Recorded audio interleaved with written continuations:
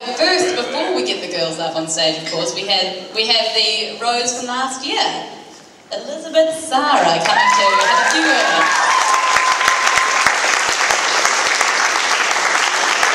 You go, girl. Thank you. Go ahead and Whoa! I got a wee tutorial from one of the charity supporters at the ladies' bathroom. It was quite good. I did a little bit in Ireland, but I forgot. You don't get to use it much in the end. Wow, you guys are a tough act to follow. I don't think I can be quite so funny. I'm going to have to give all the sentimental stuff. I'd like to begin by saying thank you to a few people. Firstly, I'd like to thank the Hutt Valley Irish Society for hosting the 2011 National Selection.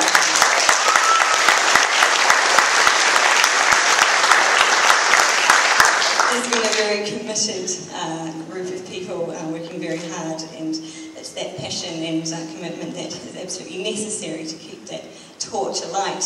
That is Rose of Tralee for us little New Zealand Irish community. I mean, we're very far away, and it's a hard job. So yeah, good job, you guys. We need you.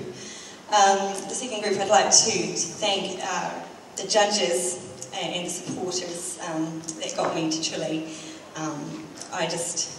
I couldn't have got there firstly without the judges. I was truly thankful for the ones in Southland, Jim being one of them, and then two more who aren't here. But truly very grateful for the opportunity, and also the people that worked very hard to help me feel confident and loved, including the Hutt Valley Society and lots of other Irish societies around New Zealand and the other Roses.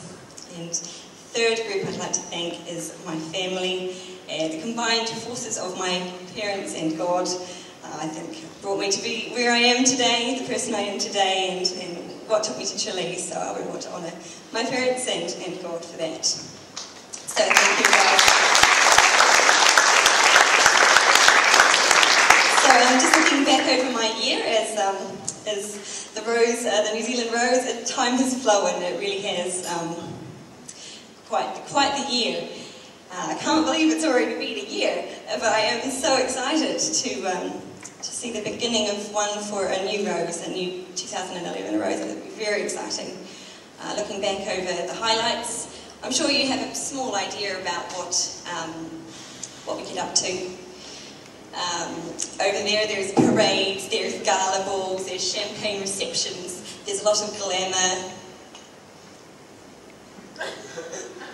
I also sang on stage in front of about 1 million people, which was a really cool highlight for me. I thought that was pretty amazing.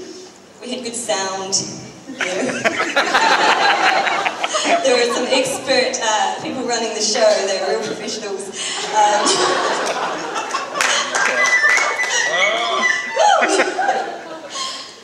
Anyway, yeah, no, the effort that goes into the festival in Tralee is just mind-blowing. Whatever Rose witnesses it will have the time of her life. There's no way of describing it, there's no way of knowing how much work goes into it, and it truly was an astounding experience.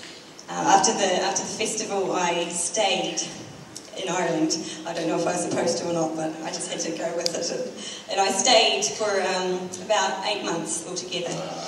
I worked in Dublin for 3 months in a youth hostel in North Dublin. It's kind of an interesting area. I was out of my comfort zone there, but it was cool. It was very cool.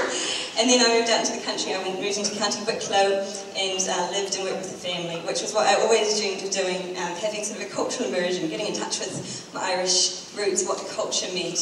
And I guess my overall impression of what it meant to hang out with Irish people, or what Irish people really like, they love people and they love to talk. So I developed those skills a little bit while I was over there. I got better at talking, and I love people even more than I did before. So yeah, thanks to the Irish for that. And I worked on my Irish a little bit. But anyway, there were some cool parts of being in Ireland. In my Rose capacity, I was able to be a representative of New Zealand. During the earthquake, I was privileged to launch with another mini celebrity, not quite on your scale, I'm sorry, but Brent Pope, I don't know if anyone knows Brent Pope, but he's done really well over there, the Irish love him. He's sort of a rugby commentator. And we launched an appeal for the earthquake victims in New Zealand and Japan, and raised a good amount of money, so that was really cool to be able to do something in my New Zealand capacity in Ireland. And you know, and with various other appearances and privileges, I had a very fulfilling year. When I look back over the entire year, I'm left with an impression, not so much of time and experiences, but more of relationships and people that I've met. And I think that's the most outstanding feature of the Rose of Tralee is the relationships, and that's what it's really all about. And that's going to bring me to the roses. What a beautiful bunch of girls. I don't know how the judges are going to pick someone, but girls, you're just stunning. And you know, there is a saying, you know, who is selected to be the New Zealand Rose, you're a roses. And once a rose, always a rose. I'm sure you've heard it before. But you know, you've joined a club this weekend.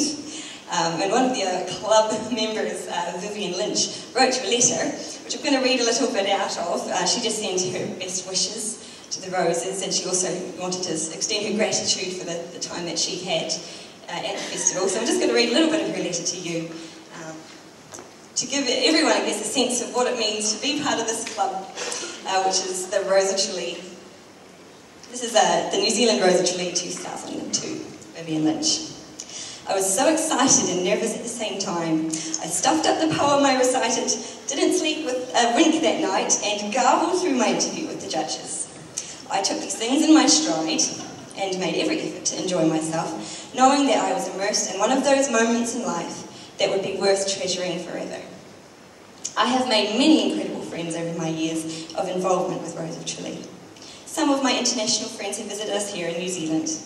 I will be attending the wedding of one of our past Hutt Valley Roses this August, that's Esther Boyle. And many roses and their families have hosted myself and parents abroad. And she said a lovely wee quote, "The people make the festival what it is and cherish them." So I guess I wanted to encourage you girls, wherever it goes from here, you know, just remember that it's all about each other and the people that you've met here tonight and each other's families and communities. So I guess I would like to say good luck to you and keep me the fosha to the Rose of Tralee.